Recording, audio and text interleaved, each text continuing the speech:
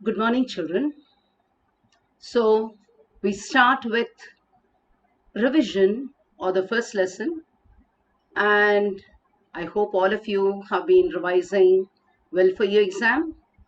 And there are only two lessons for you, children, so you'll be able to do it very well. Now, the first lesson is field visit.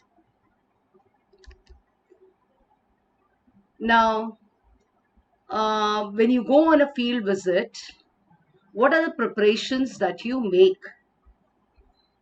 Okay. Now, the first thing is to understand the aim of the field visit. Okay, then you fix a location and then draw the route map.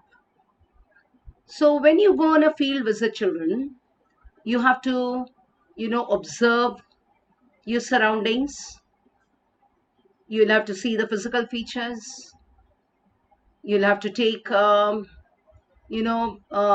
pictures of the surrounding regions, etc. So you need to make a note of it. So of course you'll have to take a notebook, pen, pencil, a scale, a camera to take pictures, binoculars. So all these things are necessary when you go on a field visit.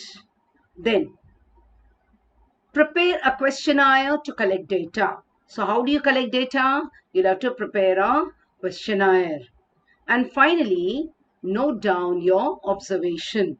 So whatever you have observed, the place around you, the physical features, the vegetation that you see, or the climate, the amount of rainfall, etc. Whatever you see, you are going to note down your observation. So that is preparation that you make for a field visit. Second one is report writing. So what are the things that you include in a report? Report should include detailed information collected during field visit. So on your field visit, whatever information you have collected should be included. And for that, in case sketches have to be drawn, draw the sketches, then maps, and you would have taken photographs when you had gone on a visit, so that too also you can paste. And in cases where rainfall or temperature, you have taken down the data, you can represent these statistical data with the help of graphs. Finally, your report should include introduction, location. Okay, location is where the place is located. Physiographic features, that is whether you have visited a coast, or you would have visited a hilly or a mountainous region, or even a plain. So wherever you have visited, that is your physiographic feature. Then climate, what is the climate there? Then land use, whether the land is used for agricultural purposes or it is used for, say, fishing, mining, or in some cases the land can also be used for the salt manufacturing, etc. So all these come under land use.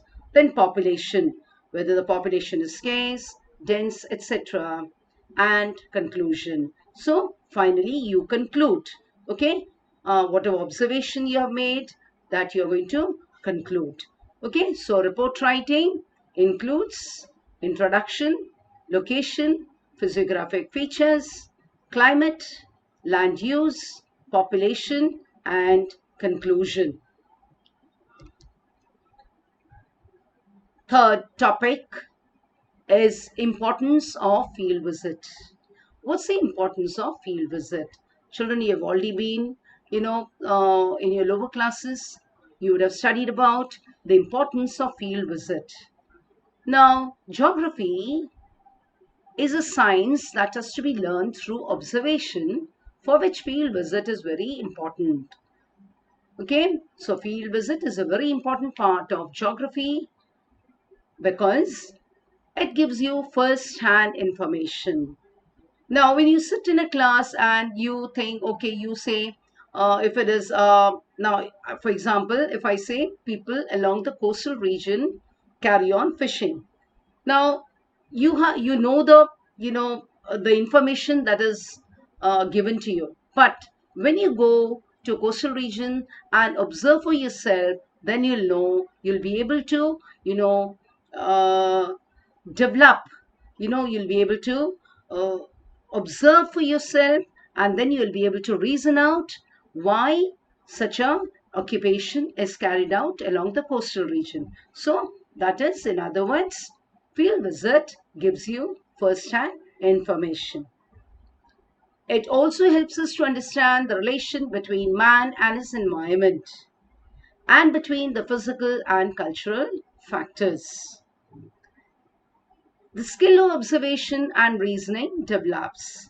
So from field visit, you as you observe, your skill of observation also increases, also develops, and reasoning. You'll be able to, as I said, you'll be able to reason out why the certain areas have high rainfall or certain areas have low rainfall, or why certain occupations are carried out in certain areas and why not in other areas. So here, your skill of observation as well as reasoning develops due to field visit. Then, if you're going to go to a certain area, you cannot just get information, without interacting with the local people.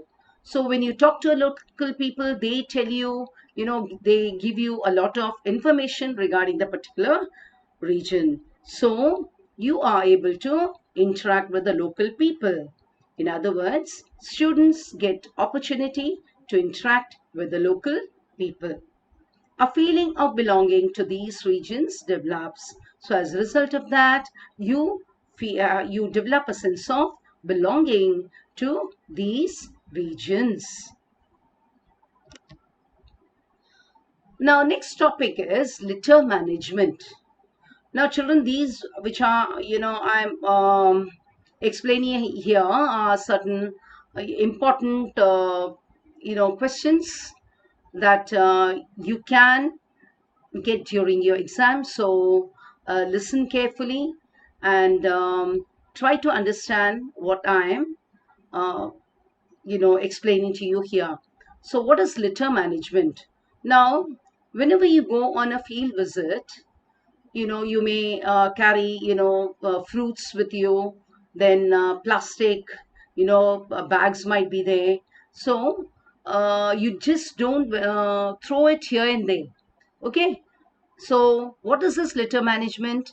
Bags to carry litter. So you need to carry bags so that you can, dump these into those bags. Whatever waste that you may carry can be, put into these bags.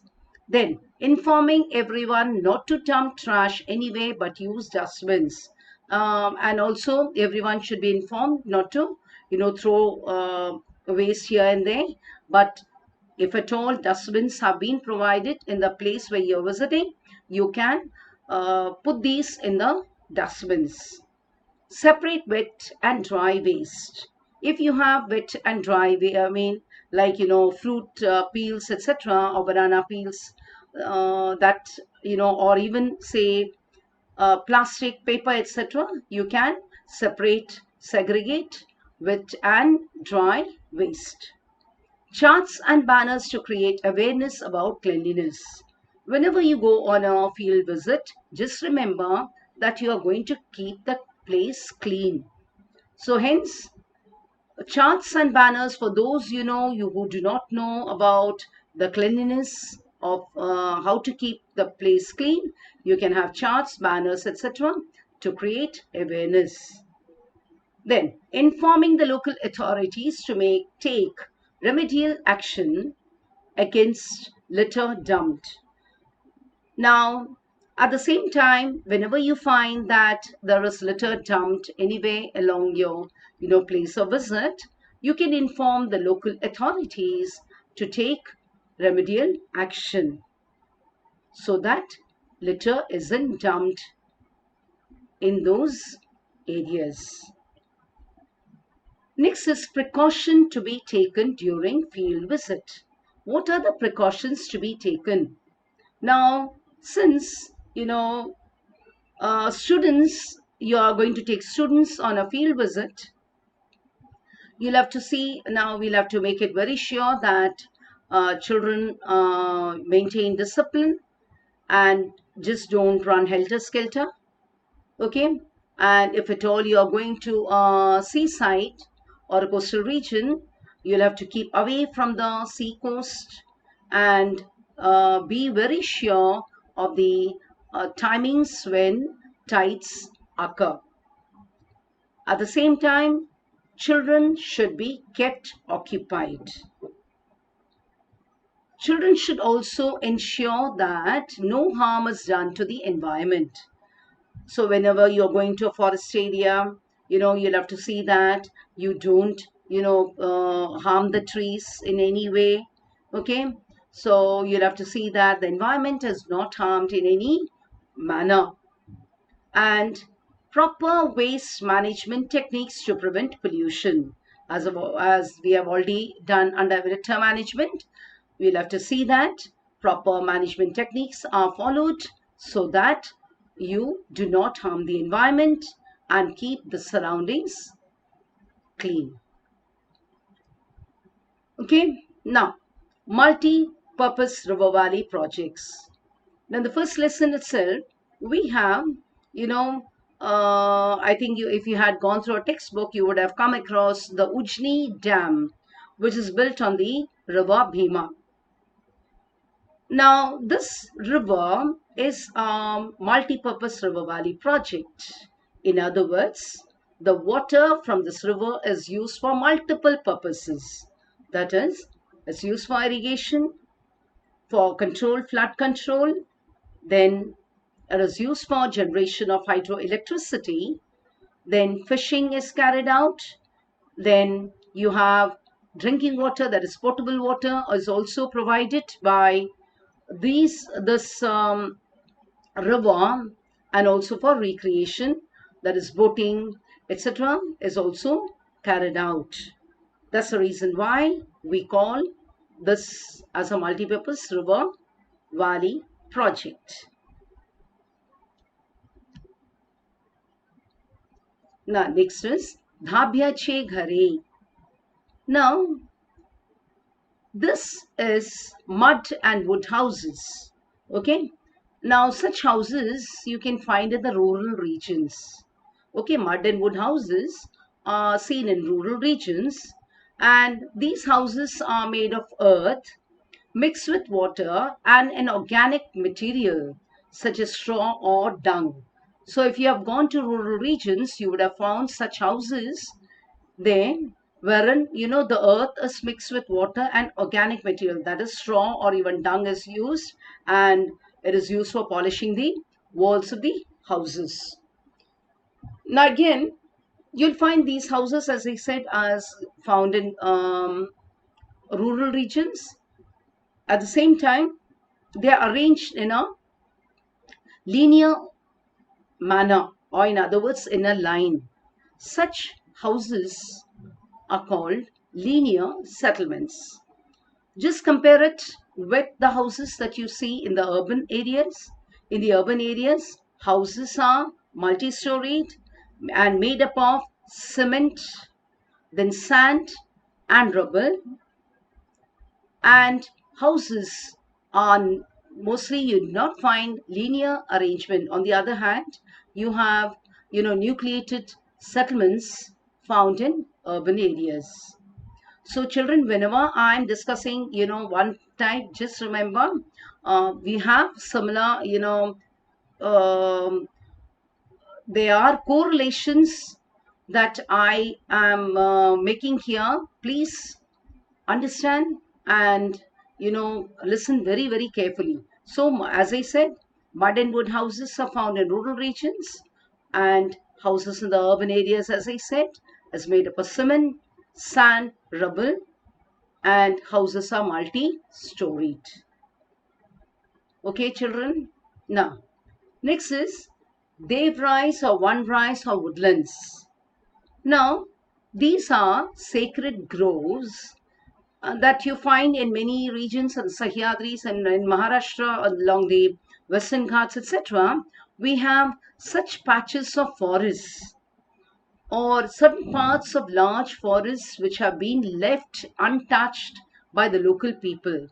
Now here we find this is one way of preserving the certain species of trees so that they do not get extinct. At the same time, you find water management techniques have been followed by the people.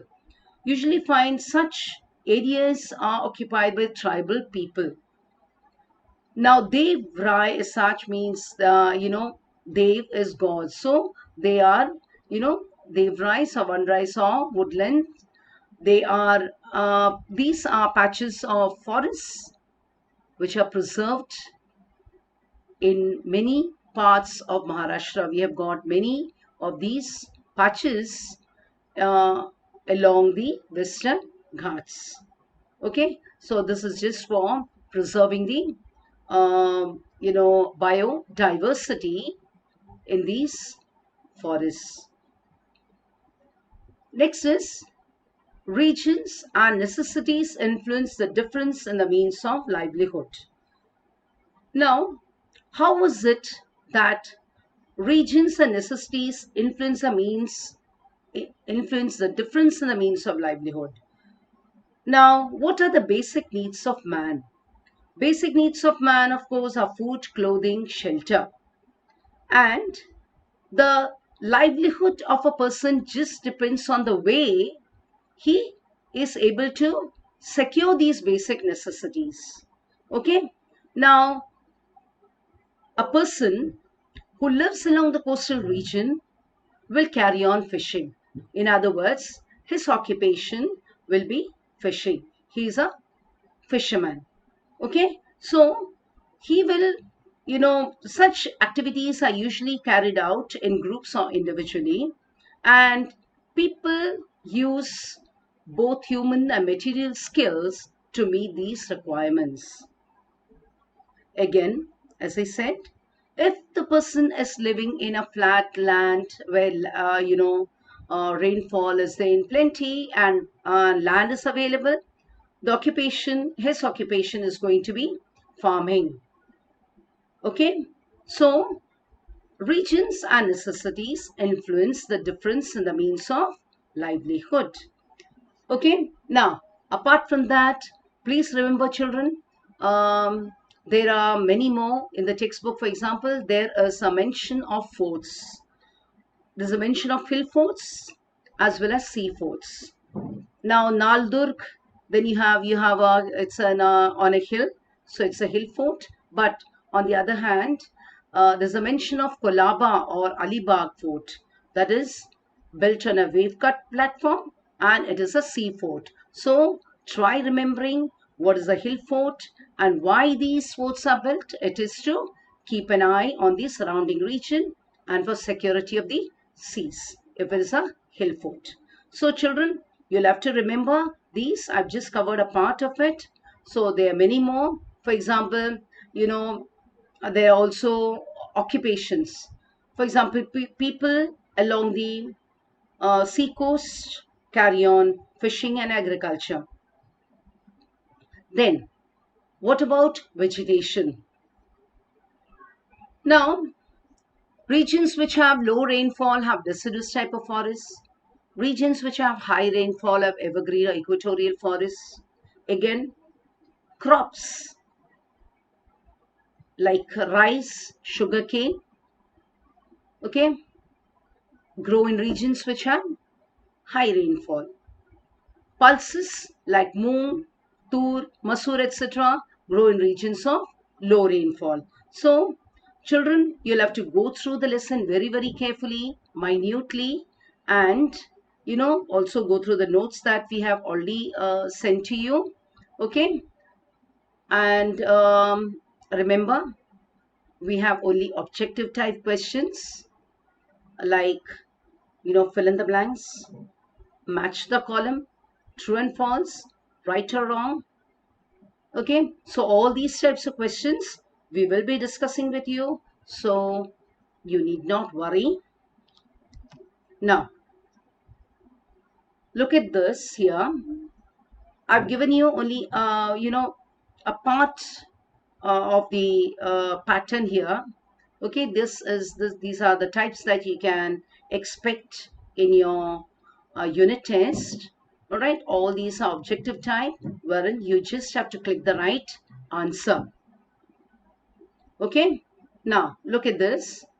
Fill in the blanks choosing the correct option.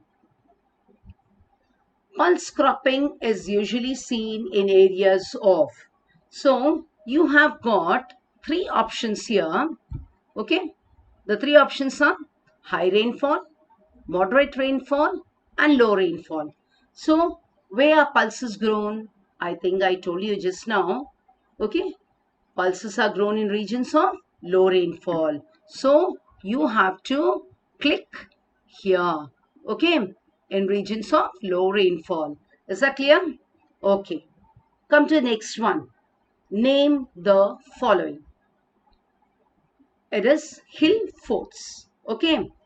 Now, Alibag, you've got Sinhagad, Janjira, Sindhudurg. Okay. As I said, Alibag is a sea fort.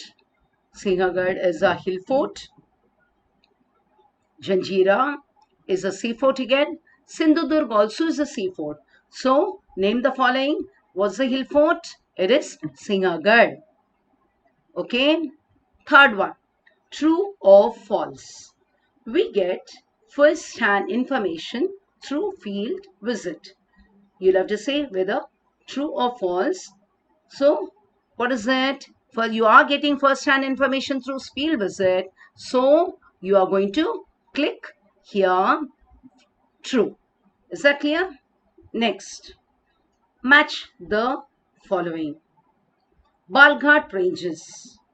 Now, there's a mention of Balghat ranges in your lesson. Okay. So, where are they? Himalayas. So, next is Aravallis, Sahyadris, Palni hills. So, where are they? Yes, it is Sahyadris. So, children, in the next session, we have got the second lesson.